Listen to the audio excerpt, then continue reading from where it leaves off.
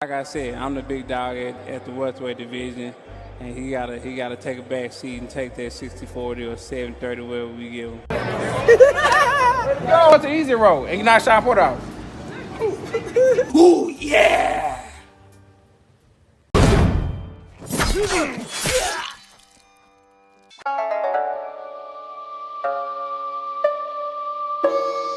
What's going on, you guys? So, Shawn Porter essentially done something that Errol Spence Jr. wouldn't even do. And that's go across the street to face Terence Crawford. Hell, he wouldn't even meet Bud in the middle. But Shawn Porter, as always, is the guy on the front lines, ready to go to war. Come on! Work! Drop down! Hands up! Drop down! Drop down! Hands up! Dig! Let's go! Let's go! So much respect to Shawn Porter, Kenny Porter, the whole Porter way, man. The Porter way. Salute to Shawn Porter. I have none but respect for Shawn Porter, man. You know, your boy Bushido don't care about losses and wins and shit like that. I care about character. Shawn Porter has a lot of character in the sport of boxing. And he moves and carries himself like a gentleman and a real fighter. But boxing fans are already starting to downplay this fight. They starting. You just wait for it, right? You got guys like Barbershop Conversations. And I give Fred credit when he do good work. But I also got to kick him in his ass when he do bad work. And he's out here trying to paint a narrative, trying to paint a picture, trying to manipulate boxing fans, black fight fans, into not buying the fight. He coming out with this negative energy saying how the pay-per-view is going to fail and just all this bullshit, right? All this bullshit. So wait for it to start. But will Crawford get credit for beating Porter? Because a lot of guys that's likely won't give him credit are the guys that was asking for him to fight Porter in the first place. Errol Spence fans. Errol Spence fans is the reason why this fight is even happening. Because some years back, about 3 years ago, Spence Crawford was the fight that fans was talking about. Spence versus Crawford is the fight that fans wanted to see. But Errol Spence fans went into full protection mode, and they essentially pushed Shawn Porter out in front of Errol Spence to go off and face Terence Crawford. And Shawn Porter, being who he is, laced up his boots, grabbed his rifle, put on his helmet, and he's moving on to the front lines. Because that's the Porter way. But Errol Spence Jr., nope, he didn't do it. He didn't even try. He didn't even want to comply. It got so bad that him and Terence Crawford a lot of animosity got built up. Of course, since then, it's wind down and they back to respecting each other again. But during that whole saga, it was really toxic and nothing happened from it.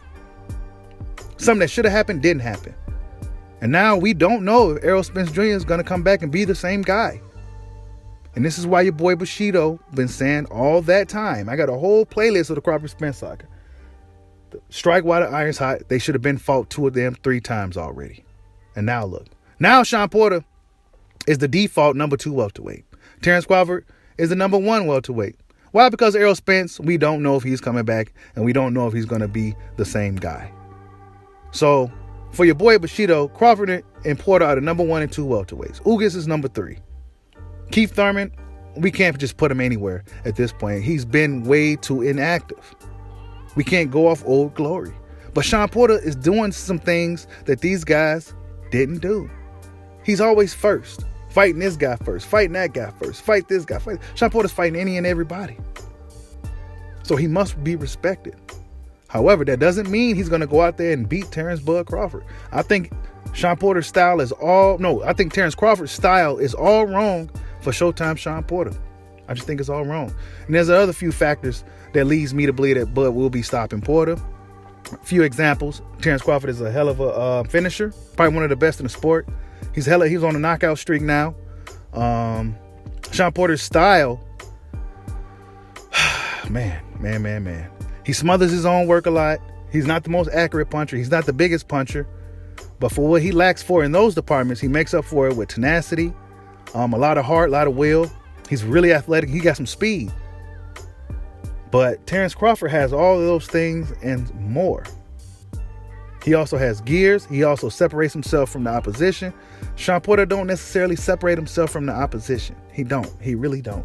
Even in fights when guys that he's supposed to really wash, it ended up being more of a struggle than, fans would have expected. Adrian Granado's example. Dennis Ugas example, right? Of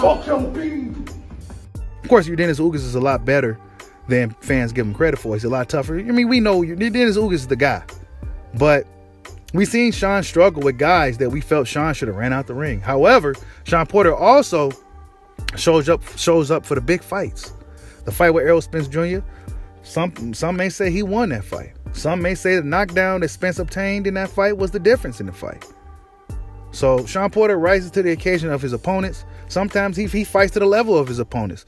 Some guys you expect him to beat, he goes out there and kind of just, it's really flat, just a really dry performance. He can't afford to do these things against Terence Crawford, who had some rest, who had time to get acclimated to 147, and who's just really itching to put his hands on somebody, even if it's a friend in Shawn Porter. Should be a really good fight, man, but this is what it's about, people. Salute to WBO for really, lighting the fire up into these guys' asses, and we got this show on the road, man. Damn. You know what I'm saying? And this is what I've been saying too in the past. When the fighters want to fight, they'll fight, man. WBO had to step in. Sanctioned bodies go have to step in order to make a lot of these fights, because then you putting the pressure on these guys for real. When the sanctioned bodies step in, that's when things heat up. But yeah, man, much respect to Shawn. The haters are already going to start downplaying the fight. They're already starting to tell people not to buy the fight. I suggest every boxer fan buy the fight, especially if you're a Bud fan or a Shawn Porter fan. You should definitely be buying this pay-per-view, or if you can go out to the fight, go out to the fight. Show some support to show them that black fighters can sell. There's a narrative that black fighters can sell. Well, I expect and I suggest all black fight fans to buy this fight. Like, subscribe, Hodge Boy. Peace out.